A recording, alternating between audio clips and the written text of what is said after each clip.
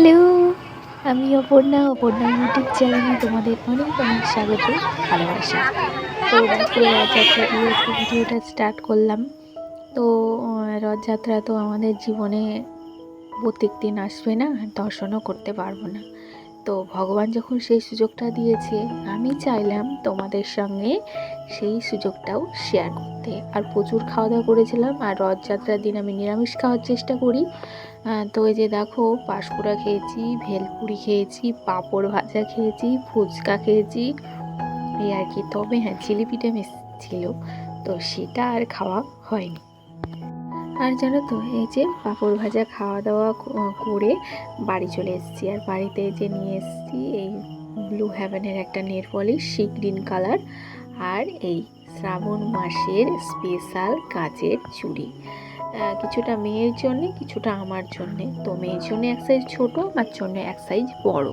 তো মেয়ে তো বলছিল পরবো না, তো আমি বললাম, তাই নিয়েছে। আর এই যে আমার চুড়ি হাতে পরে কেমন লাগছে অবশ্যই জানিও। তো নেক্সট দিন বন্ধুরা, গুড মর্নিং। তো এই যে সকালবেলা এখন একদম রেডি হয়ে নিয়েছি, ওইদিকে ছেলের স্কুলে যাব। তো সেই জন্যে এখন একেবারে রেডি হয়ে নিয়েছি, নাহলে আবার নাইটি আবার চুড়িদার অনেকটা লেট হয়ে যায়। আর তাড়াহুড়ো করে রান্না করি, বুঝতেই পারছো।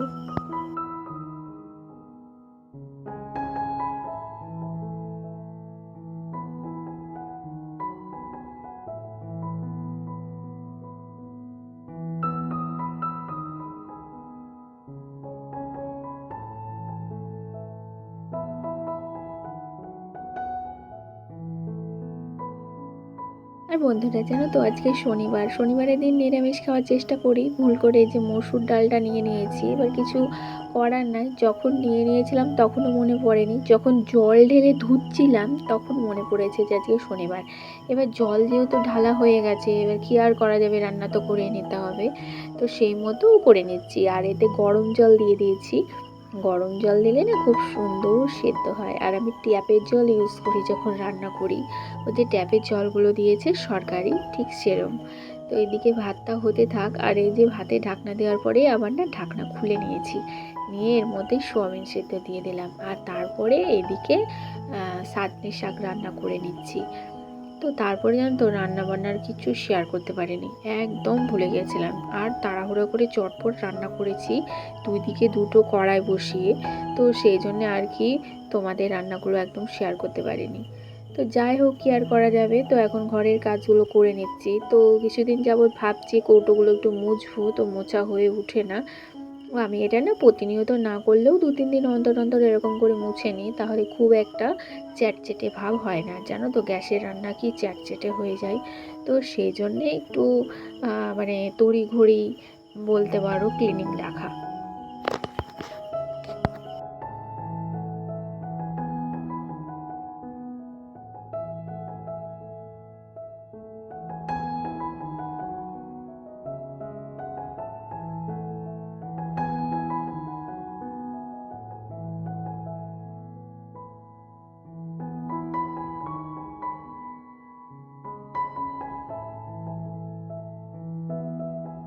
আর জানো তো, যদিও বা আমার মডুলার কিচেন না, মানে নন মডুলার কিচেন, তবুও আমি আমার সাধ্য মতো পরিপাটি পরিচ্ছন্ন পরিষ্কার রাখার চেষ্টা করি আমার এই সুন্দর রান্নাঘরটাকে। আর যেহেতু আমরা অত্যাধিক টাইমটা কাটাই রান্নাঘরে, তো রান্নাঘরটা তো অবশ্যই স্পেশাল করে রাখার জন্য একটু পরিষ্কার করে রাখতে হবে। তো সেই মতোই বলতে পারো আমি চেষ্টা করি। এবার পুরোপুরি করতে পারি কিনা আমি নিজেও জানি না, ওটা তোমরা দেখেই বলবে। তো যাই হোক, এখন দেখো এই সেলফটা একদম পুরো মুছে নিলাম। মুছে নেওয়ার পরে কৌটোগুলো সমস্ত কিছু মুছে নিয়ে জায়গা মতো রেখে দিচ্ছি। তো তাহলে দেখতে ভালো লাগবে। আর এই জায়গাটা স্পেশালি আমি এইভাবে ডেকোরেট করি, কারণ ভিডিওতে দেখতে ভালো লাগবে, রান্না করার সময় রান্নার ব্যাকগ্রাউন্ডটা দেখতে ভালো লাগবে। আর জানো তো, আমরা যারা ব্লগাররা আছি তাদের ব্যাকগ্রাউন্ড ভেরি ইম্পর্টেন্ট।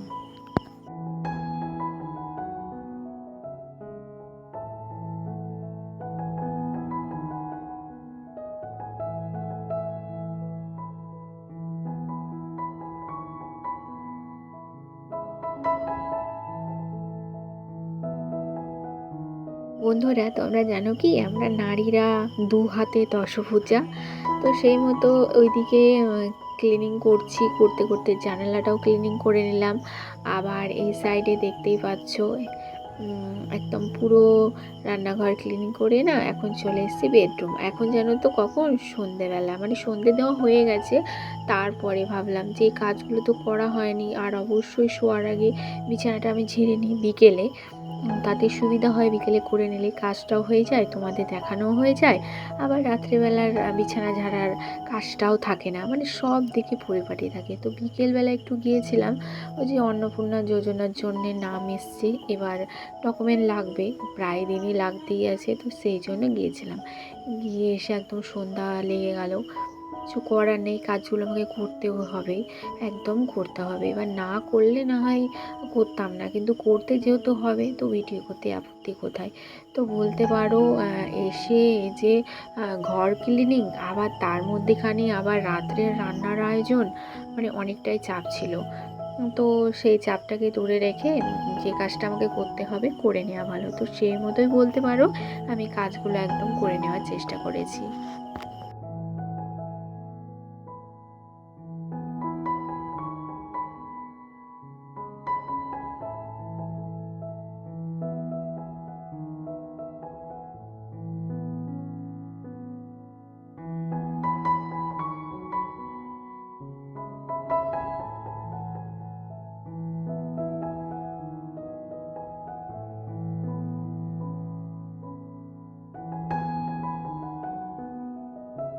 আর এই যে এদিকে দেখো এখন চলে এসেছি এই আলনাটা একটুখানি জাস্ট গুছিয়ে নিতে, খুব একটা অগোছালো হয়নি, মেয়ে পরিপাটি করে রেখেছে, তো আমি একটুখানি টিপটপ করে নিলাম। আর তারপরে এই যে এই জায়গাটা ভীষণ ভালো লাগে আমার ঘরের মধ্যে। এই জায়গাটা যেমন সাজাতে ভালো লাগে তেমন দেখাতেও ভালো লাগে। তো এই যে দেখো এখন এই জায়গাটা একটু ক্লিনিং করে নিচ্ছি। আর এই জায়গাটা প্রত্যেক দিন আমি চেষ্টা করি একটু মুছে নেওয়ার। আর বুঝতেই পারছো টিনের ঘর, ধুলো কী হারে পড়ে, মানে গাঁথনিটা ইটের হলে কী হবে, ওপরটা তো টিনের, এত ধুলো পড়ে টিনের ঘরে কি বলবো। যাই হোক, দেখো এখন আমার অনেকটাই প্রায় কাজ এগিয়ে গেছে। তো যেটুকু বাকি আছে সেটুকু করে একদম কিচেনে গেছিলাম রাত্রে রান্নাবান্না করতে। তো এই রাত্রে রান্নাবান্নার ভিডিওটা নেক্সট ভিডিওতে তোমরা পেয়ে যাবে। তো আজকে আমার ঘর ক্লিনিং দিয়েই ভিডিওটা এখানে শেষ করছি। তো বন্ধুরা, আমার ভিডিওর যদি কোনো অংশ ভালো লেগে থাকে অবশ্যই একটা লাইক করে দিয়ে যেও, আর আমার পাশে থেকো। আর ভিডিওটি কেমন লাগছে জানাতে ভুলো না। তো সকলে ভালো থেকো, সুস্থ থেকো, দেখা হচ্ছে নেক্সট ভিডিওতে। টাটা।